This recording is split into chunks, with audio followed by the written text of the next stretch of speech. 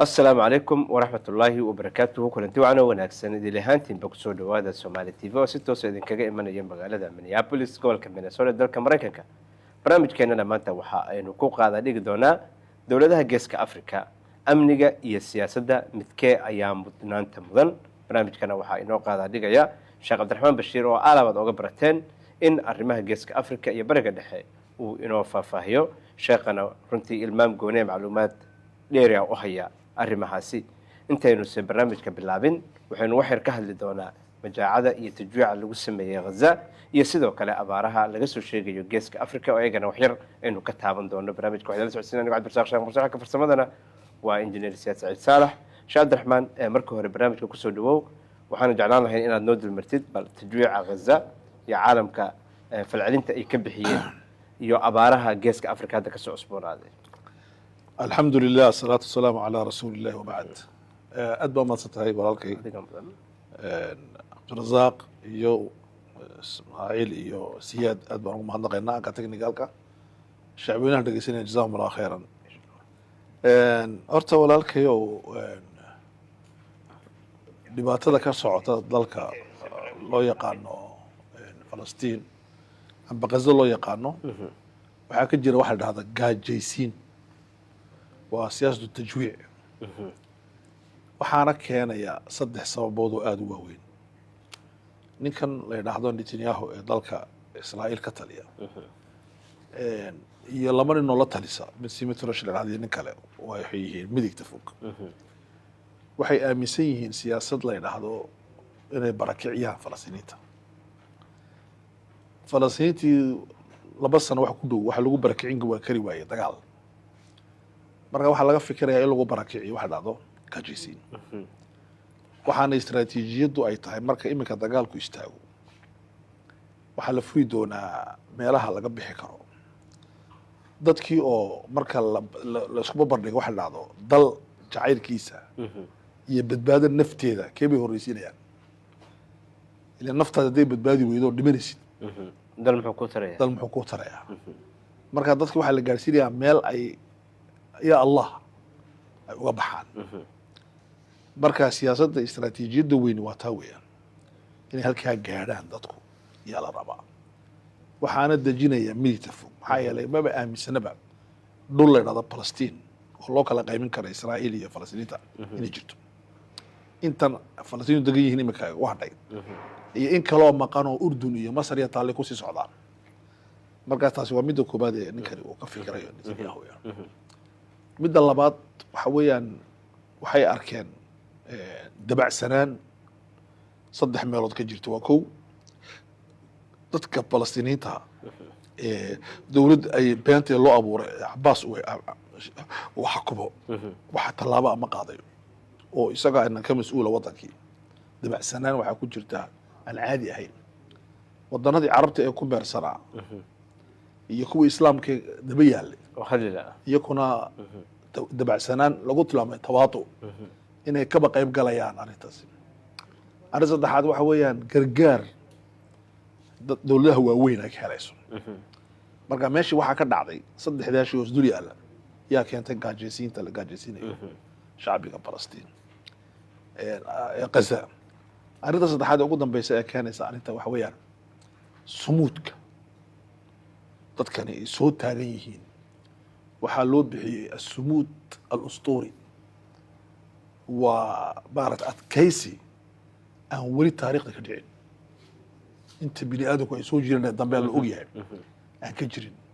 nin maalin dhaweyta diraasa ku sameeyey xisaarkii nabiga lagu sameeyey sallallahu alayhi wasallam saddex sano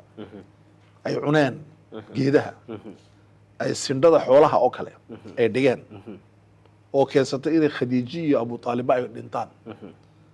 nabiga adeerkii alayhi salaatu wasalaam bas xaaskiisii wanaagsaneed ridwaanullaahi calayha ay markii ka soo baxeen bay geeridu ku imatay xisaarkaasi wuxuu la mid yahay uu yiri xisaarka maanta lagu sameynayo Gaza lagu sameynayo waa xisaar dadka caqiidadooda akhlaaqdooda iyo diintooda iyo dhulkooda loo diidan yahay marka waxu baan tahay inaan mar isla taago wax loo yaqaano xisaarka maxaa ka dhasha dadka la cuna qabatay marka arintaas baa yaa taala marka saamayd arrinta labaad ee geeskeena africa abaar weyn baa ka jirta abaartu uma baahna inaan ka hadalnay waxay u baahan tahay inaa tallaabo la qaado marka dadkeena geeska africa degan waxay u baahan tahay in tallaabooyin amba gobol gobol ha loo qaado amba ha laisla wada qaadee inaa tallaabo culus la qaado ayaa loo baahan yahay lianna abaarta sida declarationka laga sameeyey waa geeri baa jirta waxaa jira xoolo dhimanaya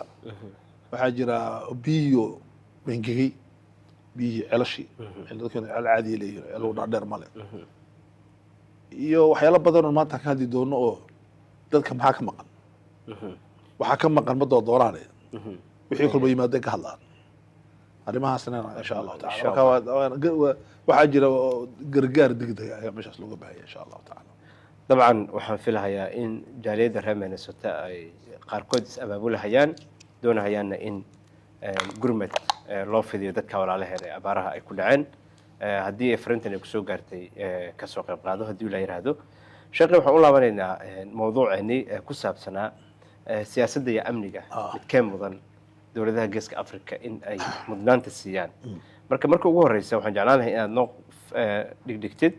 mafhuumka amniga iyo mafhuumka siyaasadda waxa ay kala yihiin labaduba okay su-aal bay isweydiiyaan aqoonyahanka waaweyne maanta sheekh maaragtay cabdirasaaqo waxay isweydiiyaan ma siyaasadda toosan iyaa dhasha amniga mise amniga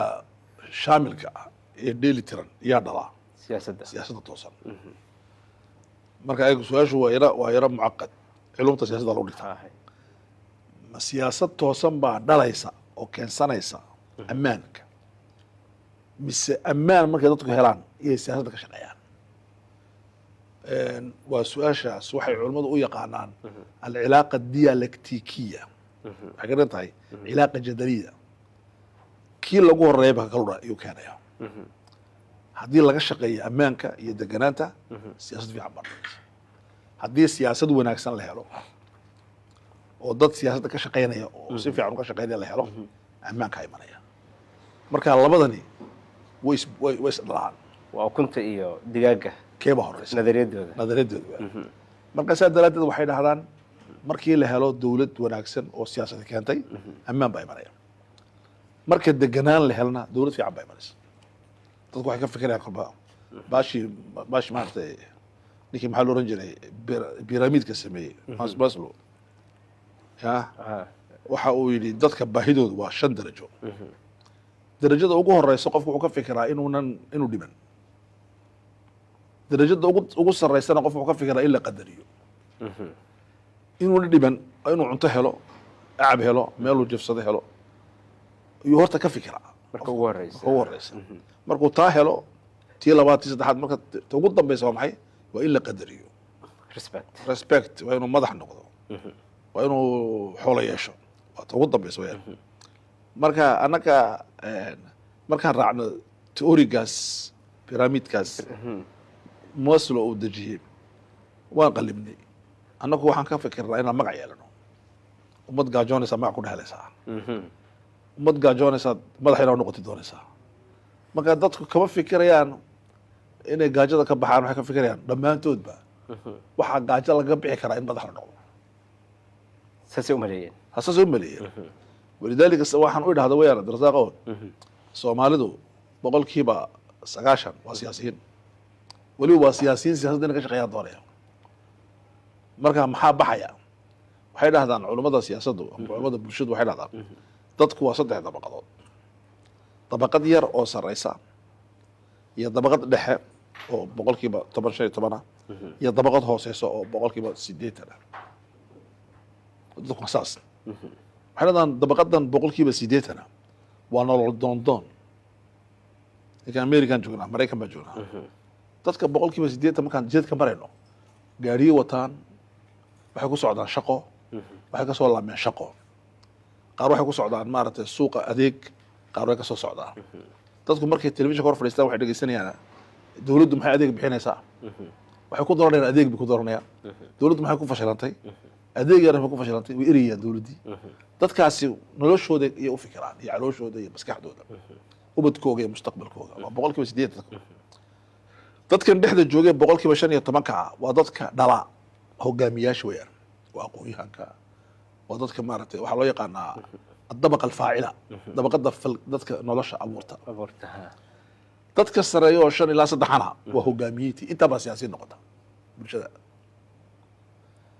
majority-ga waa dadka hoose way siyaasadda ayagu way xiiseeyaan oo noloshooda ku xidhan laakiin kama shaqeeyaan qoladan dhexduna siyaasadda way xiiseeyaan way taxliiliyaan wayna abuuraan laakiin kama shaqeeyaan ayagu ma galaan boqolkiiba 3 baa gasha dabcan hadda u fiirsatid intaasaa galsa siyaasadda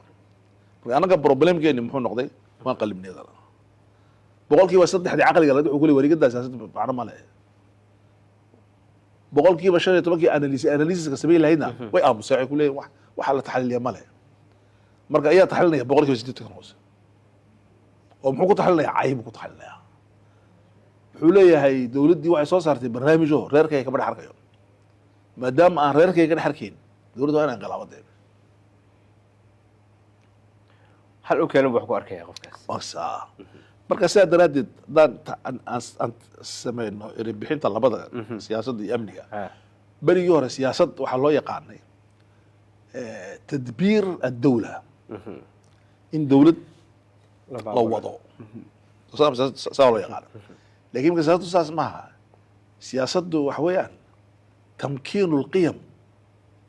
ya fi lmujtamac qiyamka siyaasiga ah ee ummadi leedahay in la dhaadhiciyo oo bulshadu ay qaadato hadiya siyaasa iminka matala america oo kale laba qiyam baa ka jira qiyam waxaa wada xisbiga jumhuuriga amba midigta qiyamna waxaa wada xisbiga dimuqraadka amba bidixda maxay kala wadaan qiyam wuxuu sare u qaadaa xoolaha iyo xurriyadda qofka bini aadamka waxaynan aaminsan yihiin qof gaajoonay xor maaha dadku waa inay xoola helaana dhergaan si ay xoolo u helaana u dhergaan waa inaa shirkado waaweyn la sameeyo si shirkado waaweyn loo sameeyo waa in laga dhimo cashuurta shirkadaha waaweyn hadi alqiyam waa qiyam ra'samaaliya qolada kale waxay ku leeyihin si nolosha u socon karto waa inuu qofku shaqo heli karo si uu shaqo u heli karayo waa inaa shirkadaha waaweyn cashuur adag la saaro si ay dadka wax ugu soo celiyaan maxaa markaa laisku hayaa waa qiyam maxaa laisku hayo marka maxaa dhaxnay waa qiyamka mujtamacu leeyahay oo lagu dhaadhiciyo bulshada weeyaan dadkuna maxay dooranayaan kolba qiyam bay doortaan dee mar waxay dooranayaan midig marna bidix marba meeshay noloshooda ka arkayaan bay dooranayaan mar waxay leeyihin waa waddanku uu degan yahay dhaqaale laba shirkadaha waxa la siiyo sidaa shaqo tagna marka waxay leeyihin wararka way nagu kibreynaya mar dimuqraadka aan soo saarno xaqli baa lagu shaqeynayaa islaamkuna wuxuu aaminsan yahay sidaasi lamid a arki doonaa tanziilu lqiyam addiiniya fi ardi alwaaqic qiyamka islaamiga laleeyahay iyaa dhulka lagu dhaadhicinaya muxuu ahaa qiyamka islaamku leeyahay waa cadaaladii waa deganaantii wixii dhan baa dhaadhicinaya soo kaasi ma fahamti markaa siyaasadda markaan inaan erebixinteeda anisa ila tahay dawlad in la maamuladii waan ka imanay halkaasaa imika la socdaa ya haddaan xitaa dawladda u imano dawlad maxaa la dhahdaa sheekh dadkeenu dawlad waxay u yaqaanaan inay tahay dawladdu wax dadka haysata oo qura waa run laakiin dawladdu waxa weeyaan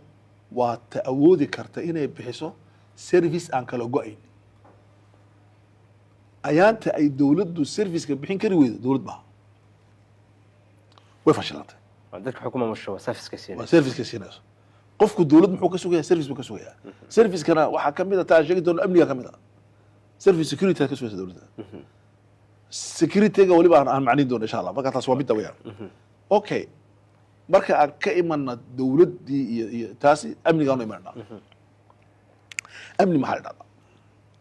amnigana isaga beri hore waxaa loo yaqaanay zawaalu lkhawf qofku inuunan cabsanayn sacda ku yaqaaneen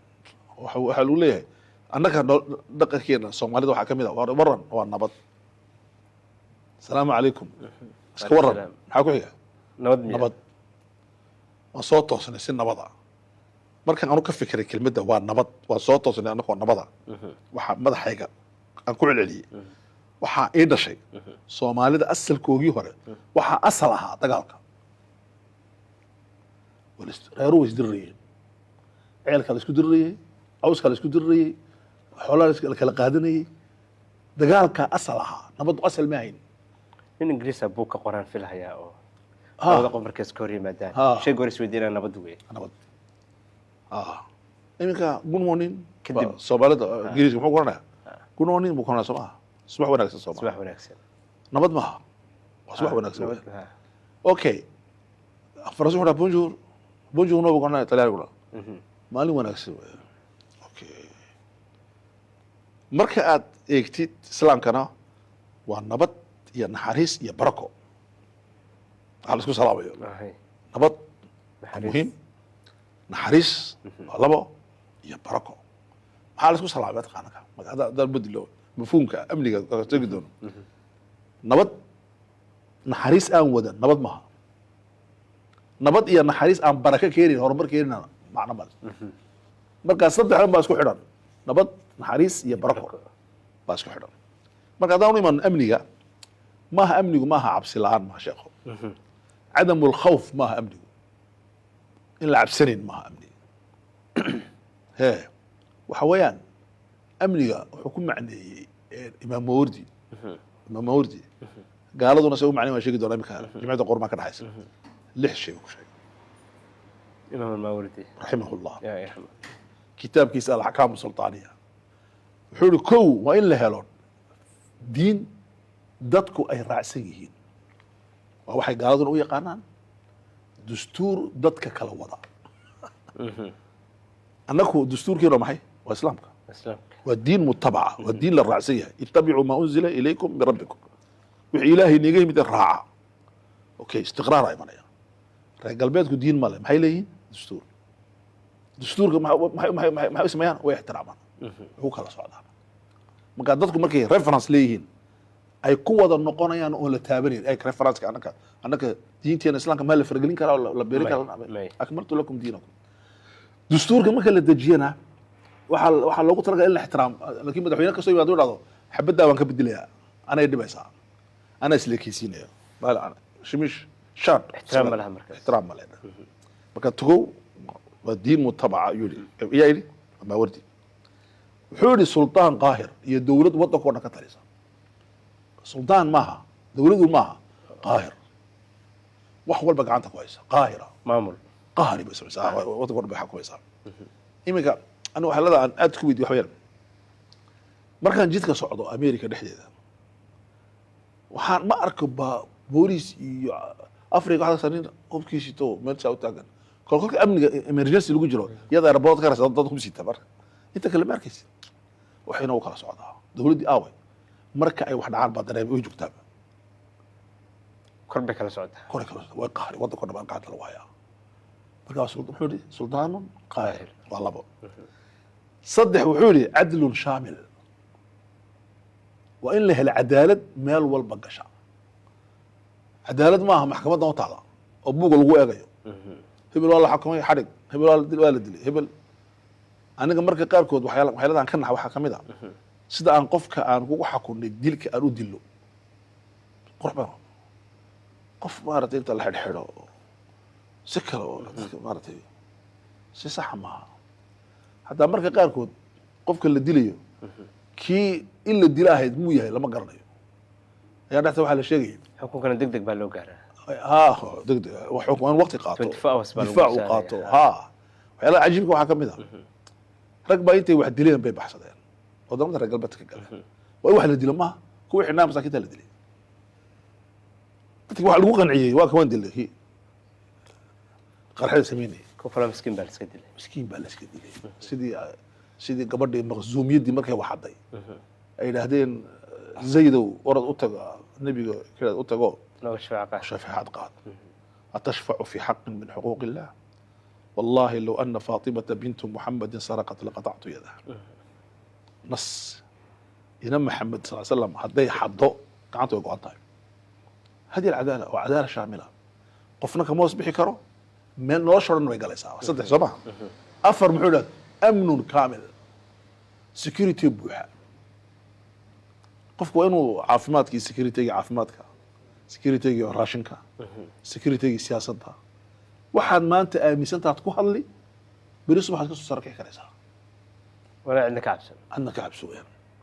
haddii lagaa cabsiyana waa inay jiraan wixii ku difaacayay iminka cabsi baa jirta baryaha qaarkood wadankeena سيستم كدفاعي maraykanka waa la iska rinxyaa iminka qolaa ku difaacaysa oo no lama taabsan karo system waa inuu jiro systematic baash isdifaacdo laakiin africa waxaa laga yaabaa inaa soo kici weydo subaxa amba qolo wax qorxinaysa ku qarxiso ama dowlad ku xidhaysa ay ku xidho marka amnigu waa inuu kaamil ahaado xaggii cuntada raashinka caafimaadka amniga maaragtay waxaa jira oo kaleeto nafsiga psychologicalka amniga waxaa jira ijtimaaciga socialka amniga bii'igaa jira sheekhu ya amniga maxaan ku dhahdaa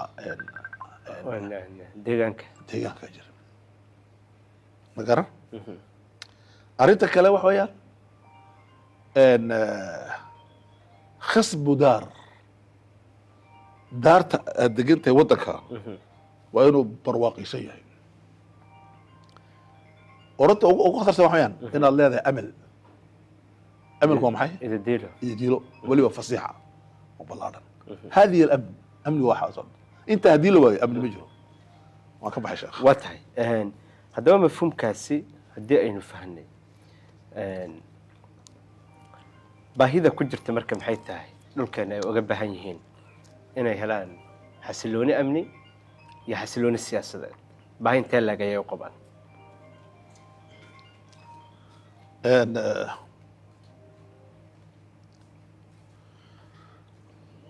igu soo celi su-aashaas maadaama aan fahnay mafhuumka amniga iyo mafhuumka siyaasadda geeska africa waxaa ka jirta labadaa baahiyoodba way ka jirtaa marka baahida ay uga baahan yihiin marka amniga iyo siyaasadda maxay usoo kordhinaysaa haddii baahiyahaasi loo dhamaystiro ama loo helo okay ama baahida ay u qabaan maxay tahay labadaasi amniga iyo baahida amniga iyo baahida siyaasadda okay horta anagu waxaan degannahay wadano ilaa iyo wadanada aan degannahay waxaan u qaybin karnaa 4 nooc wadano waxaan kow inoo ah wadano siyaasad ahaan burbursan wadano amni ahaan burbursan wadano amni ahaan iyo siyaasad ahaan burbursan soo saddex maaha iyo wadano nool marxalad ka dambaysaba amniga siyaasadda ay jirinba labadiba oo dhaafay oo fawda kaamila ku nool 4 nooc okay marka annaka markaan nahay geeska africa inka matalan jabuuti hore haddaad soo qaadatid waxaa laga yaabaa in amni jiro dagaal la-aana dadku amnigana sheegayaan oo maarata lixda imika aan sheegayna ma jiro laakiin waxaa jira amni dagaal ma jiro xabadda iskuma ridaayo laakiin manhaj la raaco awood waddanka o dhan haysata cadaalad shaamila ammaan buuxa waddan dhargey amal fiic ma jirto waxaas oo dhan marka laakiin waxaa jirta amni caadi ah oo ka yaraa naqaanay waana ka dadka lagu hayo laakiin siyaasaddii baa burbursan taa baa keentayna in amnigani uu daciif noqdo haddaan imanno soomaaliya haddaan imanno soomaaliya iminka waxaa jira moodada waxaa dhahdaa xisbi sameeyo xisbiya badan baa la sameynayaa xisbi baa la sameynayaa iyo moodo waxaa jirta labaadoo mar kastoo la noolaado 4 sano oo madaxweynaha iminka jooga sii socdo mucaarado weyn baa bilaabmata waxay socotaa ilaa uu ka dhaadhacaya kana wuxuu bilaabaa inuuna ka tegin meesha iyo dagaalo ahli ah weliba kaas iminka matalan gobolkan dowlad deegaanka soomaalida ee Ethiopia waxaa laga bilaabay in la bixiyo deegaano cusub waxay keentay gilgil siyaasadeed oo qabali ah dadku waxay ku leeyihiin ani waa la iloobay waa lagu xadgudbay adoo ayaa tahay anuu qabiil weeyaan markaad u fiirsatid dhulkana 60 shay aan akhrinayna ma leh kuwa halkan ku shiraya ee Soomaalida ee ka hadlay arrinta hagaasi intay laamaan wadankii ma dhisayaan xaggan ka hadlaya bas meesha marka waxaa jira maaragtay waxyaalo taana ka jirta Soomaaliya hadday tahay Somaliland hadday tahay Puntland hadday tahay Soomaali weyn hadday tahay Djibouti hadday tahay maaragtay Kenya waxaan fiirsanay Kenya say dadka degan Kenya ee Soomaalida weli looma ictiraafsan inay yihiin dad Kenyaana iyaguna iskuma ictiraafsan inay Kenya yihiin lianna dhulkoogu uu ka hooseeyaa dhulka kale ma horumarsanaba horumar ma jirtaba ninkan siyaasiga ee mataliyana kursigu ka soo baxaa wuxuu iska degan yahay Nairobi saa marka doorashada mana uu tago kursigu dooranaya bas laakiin meeshan waxa ka dhisan ma jiro Nairobi haddaad tagtid meesha Soomaalidu degan yihiin waxa weeye waa naxaysaa darxiga waa dhex socda waxa soo socda way ka hooseysaa meelaha kale aad bay uga hooseysaa dhaqaalaha ugu badanna waa laga soo saaraa cashuurta ugu fiican waa laga soo qaadaa marka qofkani siyaasiyan ma dhisnaaba sheekhay ma fahantay si fiican marka maxaan rabnaa marka anagu qofka Soomaaliga ee degan geeska Afrika maxaa awlawiyo ah su-aashu waa taa weeyaan ma siyaasadda awlawiyo ah mise ammaanka awlawiyo ah aniga waxay ila tahay inaa labada la isku xidho si loo fikiro tarkiibiya iyo awlawiyo noqonaysa waa ka baxay waa tahay haddii aan su-aal kale kasii dhex saarno hadda Djibouti istiqraar waa ka jira oo xabad ma jirto gobolka NFD-na sidoo kale laakiin xagga horumarka marka loo fiiriyo meelaha kale hataa dowlad deegaanka waa ka hooseeyaan meelaha wadamada ay la nool yihiin la jaarkiin marka ma shakhsiyadda Soomaalida baa dhaqan ahaan culture ahaan ma dowlad iyo nidaamkeeda see loo dhisaynan u habeysnayn qaab fikirkooda mise weli wax gaab baa jiro education ahaan waxbarasho ahaan beera in la soo gaarsiiyo inay si dowladeed u noolaadaan horta anaku ma fahminba macnaha dowladdu ay leedahay haddaan fahmi lahayn macnaha dowladdu ay leedahay waxaan u noolaan lahay sidii dad dowlad dhisanaya laakiin dowladda waxaan u haysanaa inay tahay reer inoo soo biray amba ghaniimo aan helay hashi magaran mandeeq wax inoo soo biro inaan maalana ay tahay laakiin dowladdi maxay tahay ma garan karno waxaana culummadu ay aaminsan yihiin waxa ugu weynay bini aadan sameeyeen ilaa iyo maanta waa dowlad weyn waa dowlad dhismaha dowladdu waa waxa ugu weyn aadami gaaray waxa uu ka fiican yahay wax kasta oo adduunka yaala dowladda ka fiican limaada lianna dowladda keenaysa ammaankana keenaysa siyaasad wanaagana keenaysa marka dowladda waa dowlad dhistaan laakiin dowladda ay dhisaan waa caynka way kaanaysa waa inay dhistaan dowlad saddex arrimood leh sheekh maaragtay Cabdirasaaqo number 1 waa inay dhistaan dowlad ay ku leeyihiin waa inay dhistaan dowlad loo dhan yahay la iskana wada dhex arkayo saddex waa inay dhistaan dowlad adeeg leh oo dadka ugu adeegaysa si miisaan leh oo cadaalad leh sarwada wadanka taalana u qaybinaysa si cadaalad u qaybinaysa kursigana si cadaalad loogu tartami karayo waxaa marka la samaysto dowladii waa la sameeyay inta aan taa la samayn dowladda ma jirto maxaa dhulkeena markaa ka maqan dowladda baa ka maqan meel kastoon degannahay dowladda qofka kursiga kora isagaa leh oo waxaa loo yaqaanaa shakhsanatu dawla shakhsanatu dowladdii baa la qofeeyey wayna reereysan tahay marka qofkaas baa dowladda anaa la kulay waa markaygii waa markayagii waa labada waa markaygii iyo markayagii marka soo dhismarka dowladdaasi ma dhismayso dowladdu waa inay waddanka dhisto wayaan sidii nebi aadan uu dhulka ka tagay dhulku iska yahay ilaa maanta marka waa tahay haddaba haddii la helo xasilooni amni iyo xasilooni siyaasadeed maxaynu awoodnaa in aan ku guulaysano okay xasiloonida horta amniga iyo xasiloonida maaragtay siyaasadda waxay u baahan tahay inaa horta la helo qofku meesha uu degan yahay oo dhulka uu leeyahay amba uu jecel yahay inuu aamino xasiloonida ugu weyn waa taa weyaan qofku inuu meeshan aamino uu meel uga socdo tamakin ku noqdo ayna jirin taasi waa midda waxaa loo yaqaana alamnu nafsi weyaan midda labaad waxaa loo baahan yahay qofku inuu helo bulshadu inay kala nabad gasho xifdu amni alijtimaaci weyaan inaan anu adig kaa cabsanayn adiguna aan adiga cabsanayn bulshadu inayna kala cabsanayn aynan isgaadayn soomaalidu waa isgaadaysaa mujtamaca wada degan uu isgaadayaa jaarkaaga waxaad leedahay baashu gacanta hay soo gasho waxaan samay arki doontaa isna wuxuu leeyahay haddaad iga rididba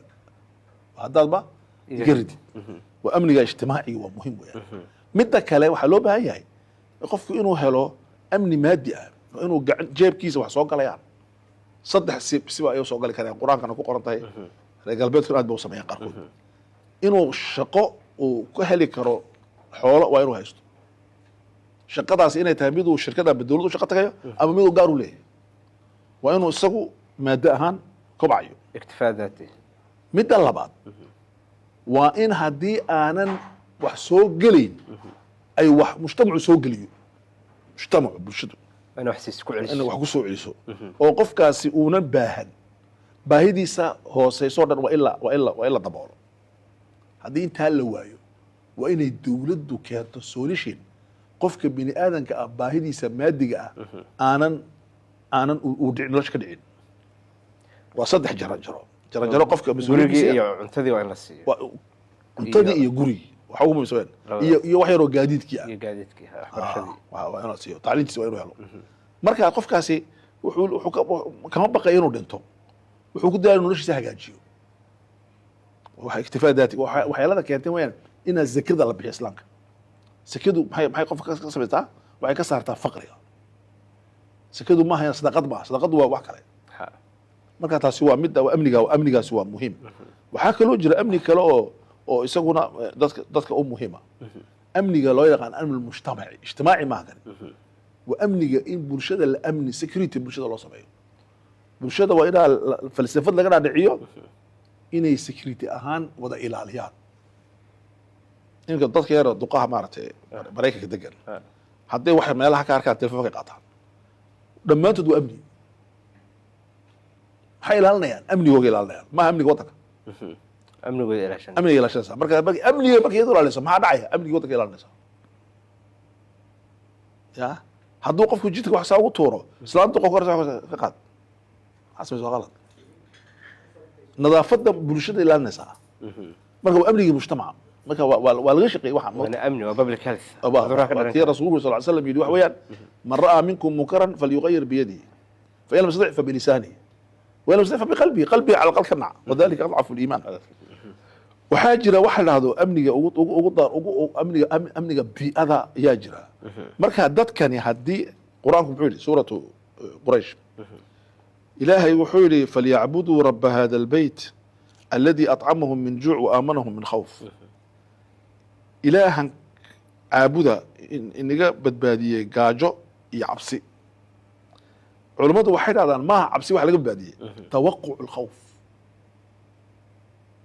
amni inuu xataa xumaado ayaa laga baabiyey walidalika waxay dhahdaan alamnu almustaqbali inay amniga soo biray ka mid tahay in mustaqbalka amnigiisa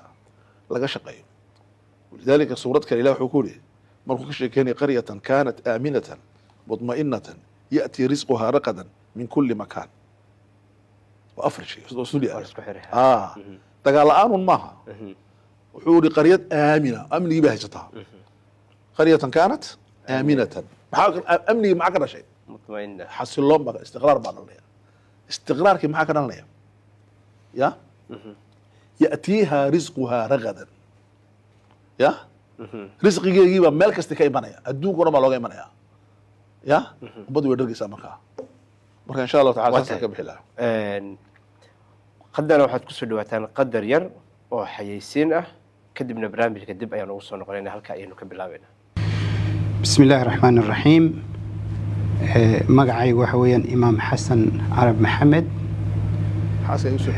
waxaan u shaqeeyaa ururka la yidhaahdo African Immigrant Community Services AICS oo aan kala shaqeeyaa dhinaca dhalinyarada youth weliba waxaan kala sii shaqeeyaa youth prevention or tobacco prevention dhalinyarada in laga wacyigeliyo tubaakada marka maanta waxaan rabaa inaan idinla wadaago dhowr arrimoodoo kooban oo ku saabsan tubaakada amalese dadku sigaar unbay yaqaaniin laakiin geedka laga sameeyo oo tubaakada ah muxuu yahay marka hore saameynta uu ku yeelan karo caafimaadka muddada gaaban iyo muddada dheer iyo saameynta uu ku yeelanayo dhinaca dhaqaalaha saameynta uu ku yeelanayo dhalinyarada soo koraysa iyo sidee looga hortegi karaa oo loo joojin karaa intaasaan wax yar ka dhihi doonaa insha allahu today ama maanta. Marka ugu horeysa tubaakada ama geedka la dhaho tubaakadu waa geed la beero oo caleentiisa la qalajiyo kadibna waa la tumaa. waxaa laga sameeyaa marka budadaas waxaa laga sameeyaa sigaarka ama sigaarka waxa la yiraahdaa laga sameeyaa. waxaa kaloo noocyo kale loo isticmaalaa. dadka qaarkood way calashadaan oo afka gashadaan, dadka qaarkood way ursadaan. marka geedkaasi dhibaatooyin badan oo caafimaad buu leeyahay. dhakhaatiirtu waxay sheegayaan in uu dib weyn uu ku hayo. dhibkaas oo ah mid laga hortegi karo haddii la yareeyo ama la joojiyo ama dadka laga wacyigeliyo. marka dhibaatooyinka uu keenayo waxaan u qaybin karnaa 2 qaybood. saamaynta uu ku yeelanayo caafimaadka muddada gaaban ama short term la yiraahdo, iyo saamaynta uu ku yeelanayo muddada dheer. muddada gaaban waxyaabaha uu ku yeelanayo waxaa ka mid ah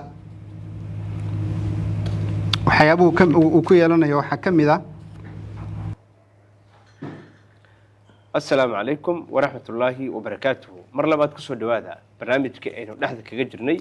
amniga iyo siyaasadda. midkee ayaa mudnaanta mudan dowladaha geeska afrika, gaar ahaan dadka soomaaliyeed?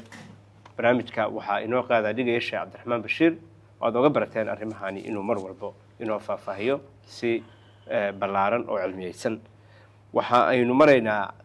xagga dambe ee barnaamijka qaybihiisii dambe ee u dambeeyey. sheekha, su-aasha hadda aynu ku xigto aynu weydiinayno waxaa weeye, maadaama aynu fahanay amniga iyo siyaasadda iyo muhiimadday u leeyihiin mujtamaca iyo bulshada iyo waxyaabaha badan ee ku xeeran, haddaba waxyaabaha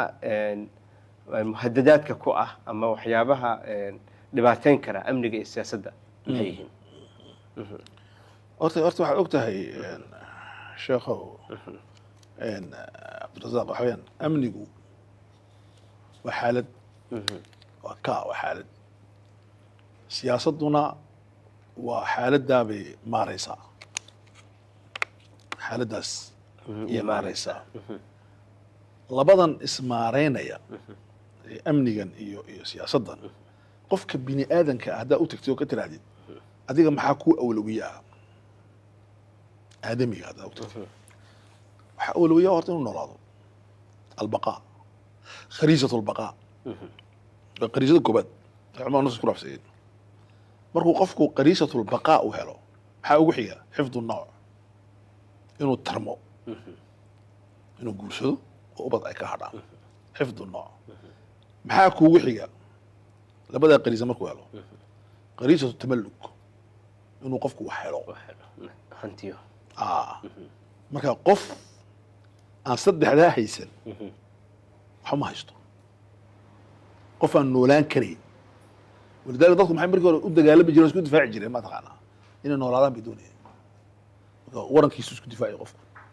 marka dawlad la sameeyey waxaa lagaa leeyahay waranka dhig, anaa ku difaacay adiga. qofku soo waran karay ma jiro. amni ka cabsan mayse. qofku isagaa shaqo tegayo risiq doonan jiray, wuxuu leeyahay annakaa abuurayna risiqii, laakiin adigu u shaqo tag. marka waan fudeedeynayna. dawladdu saa ka shaqeysaa. waxaa leeyahay okay, guurso gabadhaa doonaysid ama gabadh wiilkeeda doonaa guursato. ciyaalkana markaad dhashiinna iskoolkooga iyo caafimaadkooga annaga u dul yaallaan. hadiya dawla. saddexdii qariiso bini aadamku ku dhaqaaqaya noloshiisa ayuu samaynayaa. marka uu saddexdaa waayo waa muhadidba. qofku markuu noolaan kari waayo, markuu qofku maaragtay wax heli waayo, yaraato, waxaa loo yaqaano nudratu lashyaa. wixii la heli lahaa baa yaraaday, waa isku dararayaa markaas. wuxuu yidhi daaqay biyaha soomaalida isku leys. ma u situun wuxuu yidhi awalu man yasil awalu man yamlik. ka ugu horeeya gaadha iyaa ka ugu horeeya haysta ahaanaya. okay, markaad meeshii yaraydee risqu ka soo baxaya aad adu qabsatay eed gacanta ku dhigtay, kuwii kale maxay bilaabayaan inay ka riixdaan kula dagaalayaan. dagaalkii. marka almuhadid alawal waxa weeye sheekhow annudra, wixii baa yar, wixii baa yar. maxay dawladdu ka shaqeeyaan? waxaa yar bay ballaadhiyaan. waxay ka saaraan min caalami nudra ilaa caalami lwafra. adiga 3 مليون oo imaaraatiina maad ka fikiraysaa inay isku dirraan dhaqaalo xumi meel lacag kala dhigan bilay waddanka Singapore la dhahdo baasaboorka adduunka ugu qiimo badan uu leeyahay madaxweynaha ugu lacag badan adduunkana weeyaan madaxweynaha Soomaalidu diraasad lagu sameeyay madaxweyne Trump mishaarkiisu waa 400,000 sanadkii وانا دولده ugu adduunka ugu xooga badan ma taqaanaa Singapore mishaarka madaxweynaha مليون iyo 400,000 waa 3 laab iyo wax مليون iyo 400,000 waa mishaar isagoo soo diga uu qaato weeyaan marka wadanka madaxweynihii مليون iyo 400,000 la siinayo dadka waxa la dhadaa dakhligooguna wuxuu yahay wadanka koobaad ee ugu dakhli badan adduunka waxay ka turjumaysaa marka qofka noocaasa nudradii way ka baxeen wixii yaraa la isku diriray way ka baxeen muhadid male annagana waxaa muhadid inagu ah waxa weeyaan maanta waxaa laga leeyahay matalan gobolladani maaragtay waqooyiga ama somaliland ku yaala awdal iyo sel meesha la dhahday iyo marka laga tago magaalooyinka waaweyn sida buuramiyo marka laga baxo dee dhulku waa siduu ilaahay ku abuuray nebi aadan baa siduu soo laamo war meeshan waa mari jiray buu garanaya dadkuna waxay nool yihiin berigi iska nool yihiin baabuurka Djibouti ka soo baxa ee Boorma ku soo socda wuxuu soconayaa 18 ama 15 saac waa misa 300 kilomitir 300 kilomitir baad afarta galma soo bixi waxa soo gaari 10 subax afarta shalay galta soo baxday 3 saac loo socday bakhiir 2 saac 2 saacadood soo waxaad garatay ma marka dawladda maxay ka shaqeeyay horta dhar fiican bay sitaan way labisan yihiin waxaa meesha degan waa dadkoogii kuwa dhinacan kale Soomaaliland degana waxa dhulka degan waa dadkoogii kan Djibouti fadhiyana waxa meesha degan waayo waa dadkiisii aqliga saxdii wuxuu ahaa inuu qofku isagoo Boorama jooga uu Djibouti u shaqo tago لأن ريبون وبقول كيف تطبيقات كنتن حدود البيانات كان وحيستان ورقة جبتها هيستان ريجبوتي بقول كيف كنتن بقول تطبيقات وحويان ركب أصله كيميت مرة هدات تراهدي دت كاني كجبوتي جونا بور مو كسو قدين لها وكسو شقتي لها كانوا وصلوا شقتي لها نرشوا نروح نقول له برواقه تدخل وسنح قلي لها عقلها مجرو ندرة دتك حدود بيانات بالا سمينا يا حدود دي جبوتي بحقنا تي سوماليلاند بحقنا ciidan baa jooga maxaa dhiibaysaa waxaa la iska dhigay wax weyn la moodaysaa adiga waxaad ka baxaysaa waddan kale dhahdo meeshan dhahdo Sweden Talyaaniga tagaysaa adoo gaariska wata boolis mu joojinayo jow wakiliga waa hotel ma ku cunaa yar saxan dano ka caysaa waa imsa waddan baa dhex maraysaa 6 waddan 7 waddan baa dhex maraysaa ma garanaysid waxa isbedelay ilaa mooyaan dikada mooyaan dadkii waxa laga saaray aqliga nudrada aqliga wax yar la dhahdaa laga saaray maxaa laga aqliga wax badan wadanku u buuxa wadanku amika meeshan lagu haraadan yahay abaartu ay ka dhacayso ma garanaysaa ee aan deganahay meeshan aan ku sheegay meesha hadda saaxilka awdal iyo salal meesha ma garanaysaa biyaha ugu badan baa dhulka hoostiisa yaala bas waxay u baahan tahay ceel weyn in la faqo biyaha ugu badan baa yaala hadanada gaaji harad badilaya marka taasi waa mid koobaad muhaddidka koobaad waa tawayaan muhaddidka labaad wax weeyaan siyaasadka maqan siyaasadku waa laba mid siyaasatu tanmiya yarada iyo siyaasatu riyada inaad ummadda horumar gaarsiisid waa siyaasad marka ka bixisidna inaad ummadaha kale hogaamiso waa siyaasad iminka 30 milyan ee Soomaalida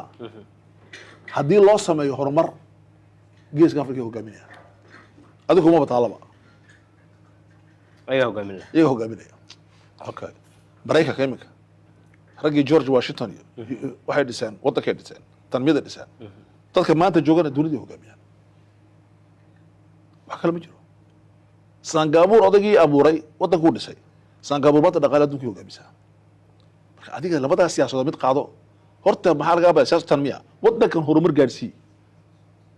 anaga taas laga baqan maxaan ka shaqeynaa siyaasad la yiraahdo tanaafusiya sifriya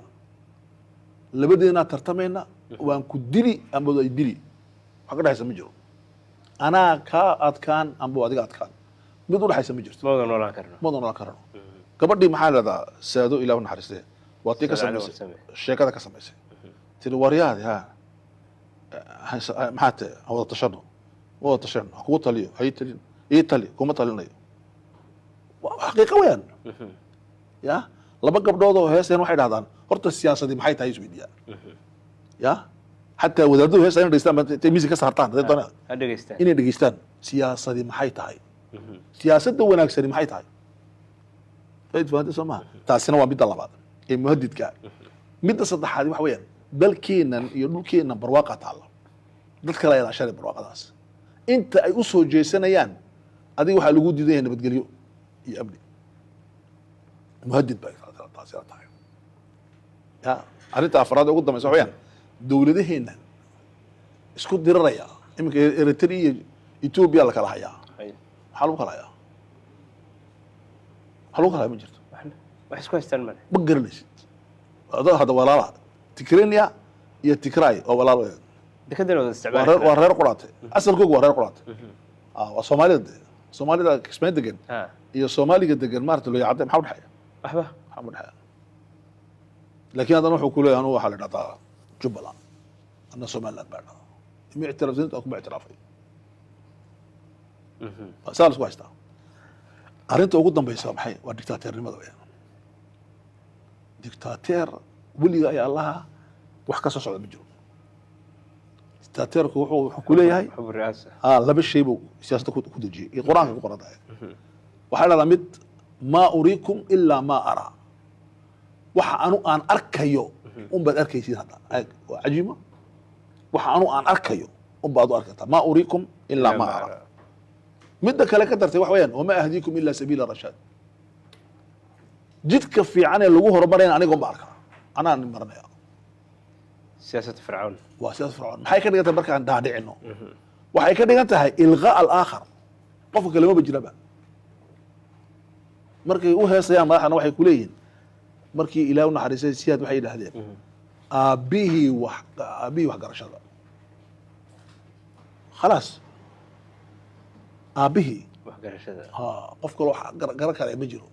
annagana jabuuti waxaa odhanay waan dhaafinay aabbihii waxgarashada waxaan odhanay kii ay garashadu ka soo baxaysayba hadi alcaqliya qur-aankana maxaa ku qoran fastakafa qawmahu faataacu intuu ku yaraysto uu waxba kaa soo qaadi waayo iyo adeecaysaa wuxuu ku leeyahy ma jirtid ha ma jiro yaa jira adaa jira anaa jira mayn aha sacabka tudde sacabka tuwaysa bas qosol aad qoslaysaa bas wuu kuu soo yaro tuuraya marka sida ayiga maaragta ayiga markuu dada kuu ruxo oo yaro tuurtaa markuu cuno u dhargana uu qoslaa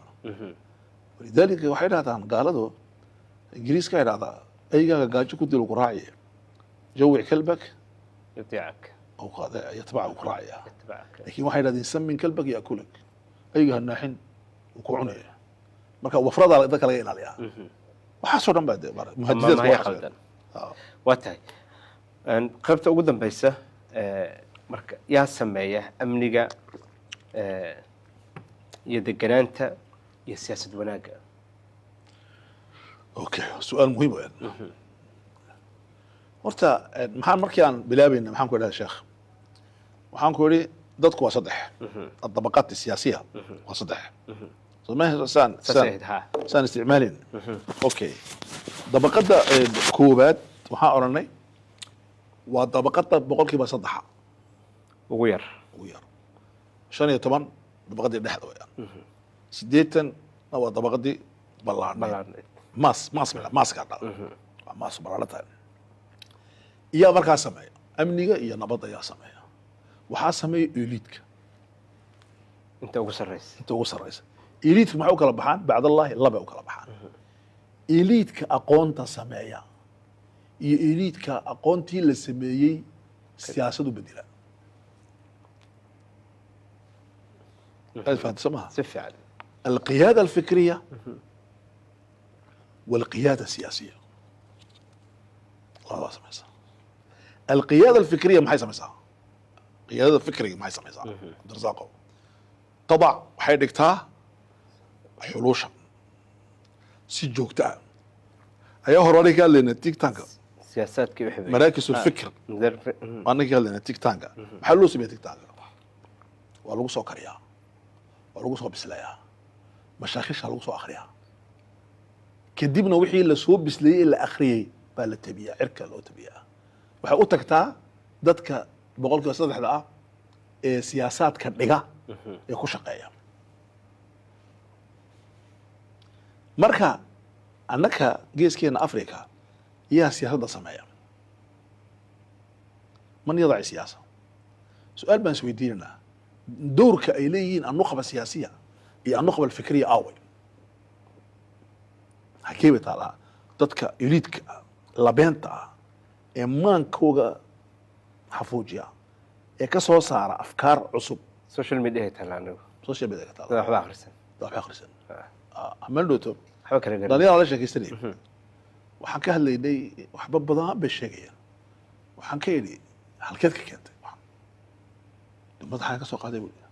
dee madaxaagu waa madaxe ahwaagu ilaahay u leeyahay walow ittabaca alxaqu ahwaa'ahum baa wahawee halkeed ka soo qaaday sursiga waa halkee qaar baan weydiiyey mise kitaab baad akhridaa imise majalad baa akhridaa oo maalintii imise waxaad dhegaysataa dood oo cilmiyeeda maaha doodahan darawiga maaha kuwa cilmiga ah imisaad dhegaysataa imise semineer baad tagtaa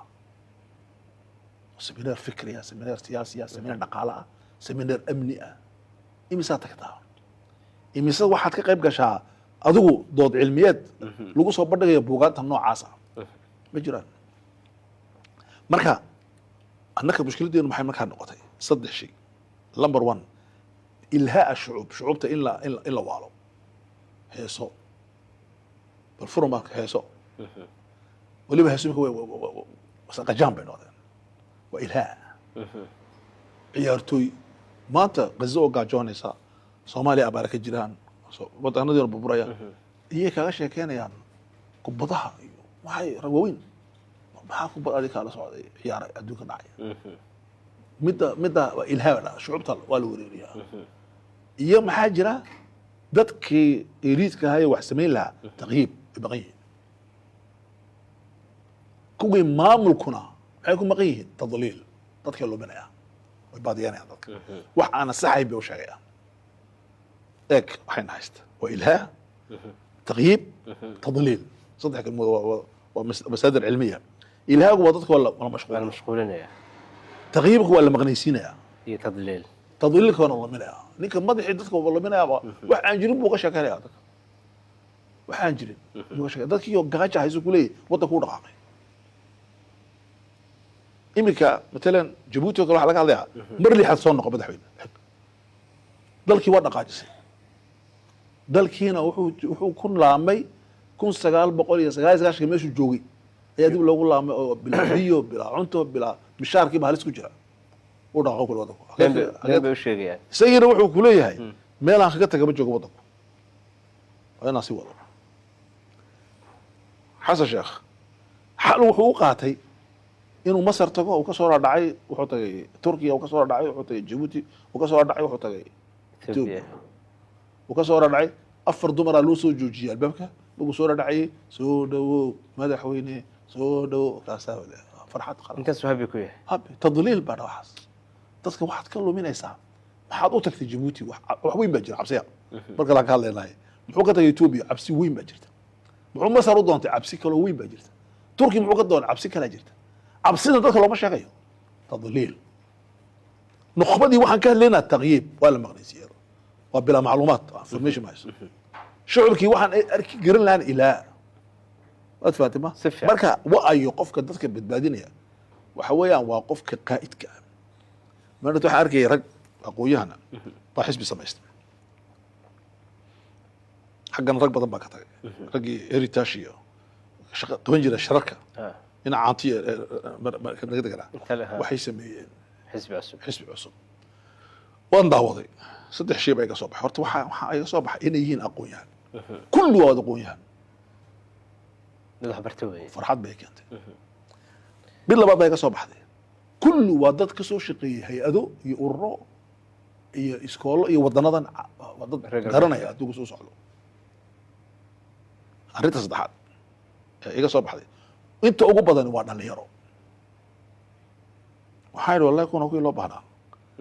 laakiin su-aasha adag waxa weeyaan ma fahansan yihiin wuxuu yidhi ninka xisbiga wata maraykan dala deganaa caynte kelmad cajiib wuxuu yidhi 2017 waxaan joogay buu yidhi madaxweyne xasan oo biyo dhuraya biyo da roob da jidka ka dhuraya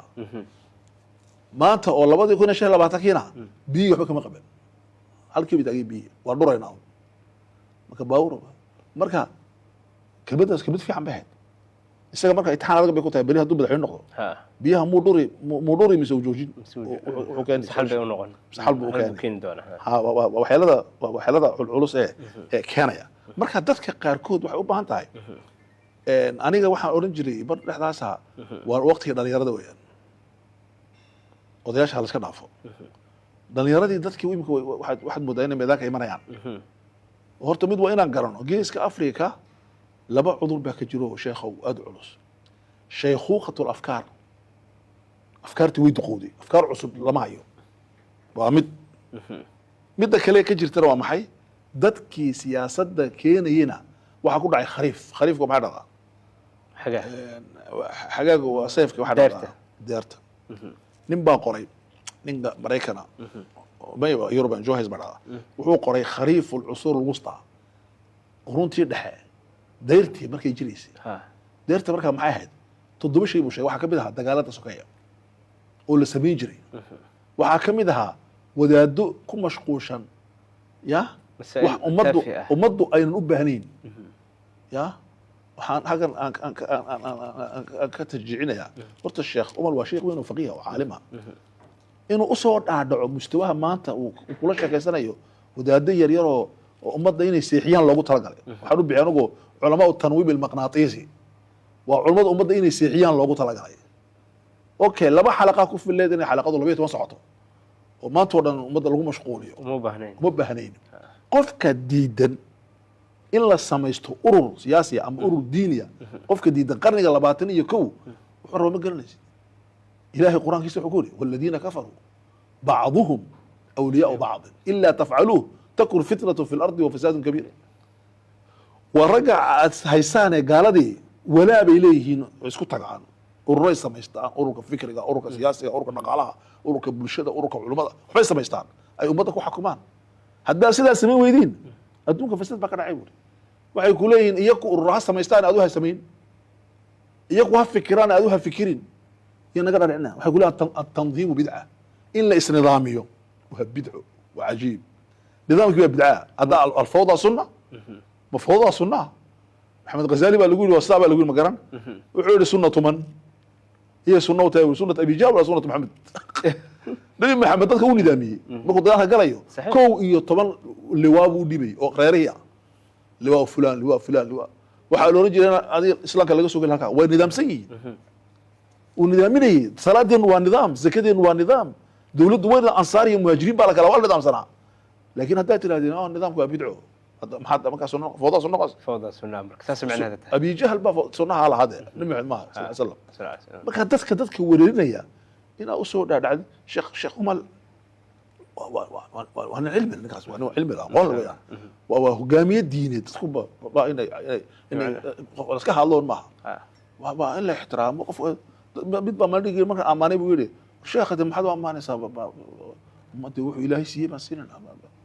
نضعه في موضعه لكن أنا مركز لكن واحد ديدي إنه أطلع دعو مستواها تذكر أنا لا مستواها هين مركز قاركود وحورن جري قرار الله حداد أي كستوعي وجوابتين دقوا حوح نقول الذهب أي عبادة مسيتر هذا دقوا حد ذهب نقول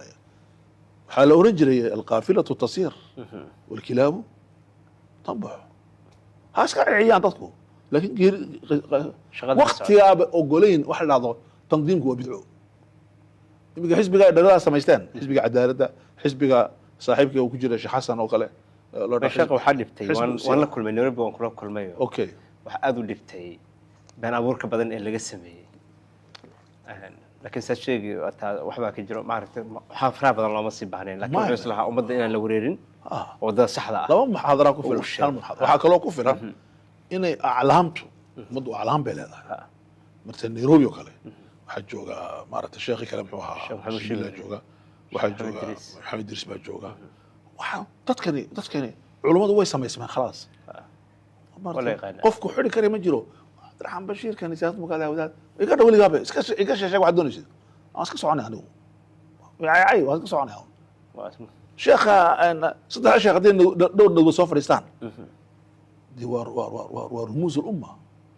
هدي هرجيس رك عين كاسو رموز الأمة لكن أفرق ضد يكيب حزب ياكل الحزب هو حرام ياكل حزب ما وايق اسرور سنه بحس ما أود الدفاع يزين خد هدينا حزب هاي هذا حزب هاي هذا فيشن بالدفاع يزين وفيشن قسم بدي ايغونا فيشن كمان بدي كانوا فيشن كمان بدي وحماها بك الوقولية هاي ضدك ويسلا صعدان ماها وعقولية هاي dadku bay'ay galayaan horta kelmadan bay'ada la dhahday waa aqdi oo contract adiga aniga heshiis baan galay inaan sameysano shirkad bay'an galana horeeyay inaan kuma dhacay saan isku ogaano ilaahay baan maraga naga amal islaamiyaan bilaabayna dacwad baan ka shaqeynaa miskiid baan ka shaqeynaa bay'an ku galana inaan bay'a galno nabiga wuu galay boqol bay'a la galaa bay'atul mawd baa jiray in la wada dhinta bay'a marka aqdi baa aqdi contract social contract baa dhada John Locke ninkii loo oran jiray Ingiriiska iyo Jean Jacques Rousseau ki Faransiiska iyo gaalada u sameeyay Yurubta laakiin waxay ka soo qaateen imika maaragtay kitaab aan in la soo saaro doonay Ibn Taymiyyah ka soo qaateen kitaabkiisa sharciga afkaartii bay ka soo xadeen ka soo qaateen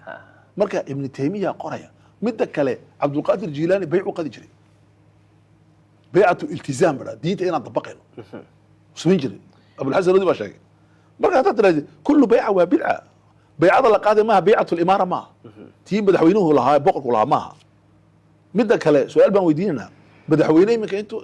انتوا مال فريز تذكر بيعة قال المجرى مجرى بحوالة ولا دورتها مجرى ولا دورتها انت اوقف بدن بعد دورتها بدحوينه كون نقضى خلطهم بكتر تمان خلاص افرت سنة وين لا دعوا افرت سنة كدي انا متكلم دورنا ولا سلقرت وعقد اجتماعي وعقد كلا يكون قرنين دول الحديثة هبكي كل شيء يا ما جزاك الله خير جزاك الله خير جزاك الله خير aad baad u mahadsantahay waa xalqo gooni u mudan in si gaar ah looga hadlayo iyada xataa intaasi ayaynu ku soo koobaynaa maanta barnaamijkii aynu uga hadlaynay istiqraarka amniga iyo siyaasadda iyo baahida looga qabo geeska Afrika oo runtii sheekha meelo badan uu ka taabtay barnaamijkana waxaa idinla socodsiinaya anigu Cabdirashaaq Sheekh Mursal xagga farsamada waa Siyaad Saciid Saalax intaanu barnaamijkan mid la mid ah dib hawada ugu kulmi doono waxaan idinkaga tegaynaa sida iyo nabadgelyo السلام عليكم ورحمة الله وبركاته. عليكم السلام ورحمة الله وبركاته.